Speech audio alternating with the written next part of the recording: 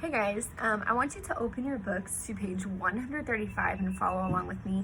I'm going to talk about the different types of protists that you're going to find on page 135 because your discussion today, I want you to do a little bit of research outside of your book, outside of what I talk about, but I'm just going to kind of casually go through these groups for you.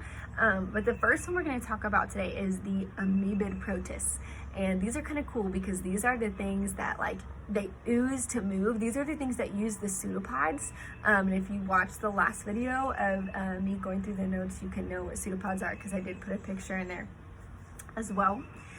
This is what you'll study a lot, probably when you get to high school and go to biology, what you'll look at under a microscope, you'll study these more commonly than anything else. You have your plant-like protists, okay? This is more commonly the algae. This is most of your protists that are going to use photosynthesis to get their food, so producers. And then you have your fungus-like protists. Okay, so if you don't know what the potato blight was that occurred that killed a lot of Irish people, I want you to look it up. This is protists that act like bad fungi, okay? And we're going to talk about fungi next week, so please don't ask me what that is yet. But look that up. Maybe Mr. Capps has talked about it in history. I'm not entirely sure. And then we have our slime molds. So this is cool. They're individual cells.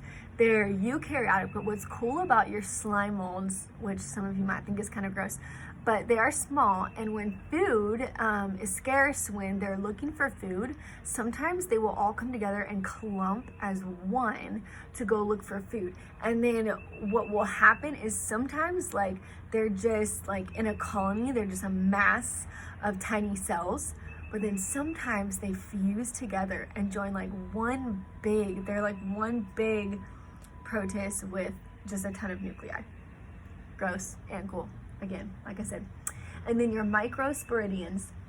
These are the animal protists, and most of these will find hosts on insects, and they can get rid of unwanted insect pests. These are the smallest of all the eukaryotic protists that you're going to talk about, or that we talk about in life science. Obviously, you can go a lot more in depth with this. There's a lot more, but just as a general overview, these are the categories of protists that this chapter covers.